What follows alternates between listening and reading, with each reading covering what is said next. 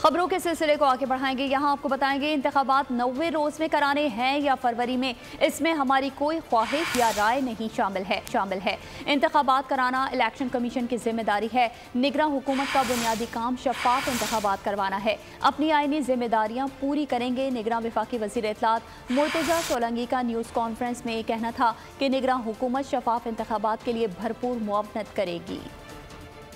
निगरान हुकूमत election commission of Pakistan के साथ मुल्क में साफ और शफाफ इंतखाबात के इनेकाद के लिए भरपूर ताउन करेगी। अगर इलेक्शन कमीशन कल कहेगा कि 90 दिन में इलेक्शन कराएं तो हम 1 घंटा 1 मिनट अपनी इस कुर्सी पर नहीं बैठेंगे। वज़ीर आज़म साहब ने फरमाया कि इलेक्शन वाले दिन पहला वोट मैं और मेरी काबीना कास्ट करेगी। उस बुनियादी काम को आइन और कानून की नज़र में जो हमारी जिम्मेदारियां हैं हम पूरी करें। निगरान हुकूमत की तवज्जो मुल्क की मईशत पर रहेगी। हमने कुछ वादे वईद किए हैं IMF के साथ, कुछ कमिटमेंट्स की हैं। ये भी शामिल है कि हम बहुत ज्यादा सब्सिडीज ना दें।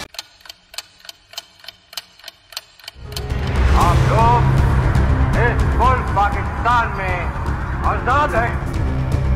सहाफती उसूलों पर कारबंद। बोल न्यूज ने रखी रिवायत बरकरार। बोल न्यूज की जानिब से देखने वालों को यौम आजादी की बेहद मुबारकबाद। मुल्क भर से जश्न आजादी की तकरीबात बोल ने दिखाई अपनी स्क्रीन पर।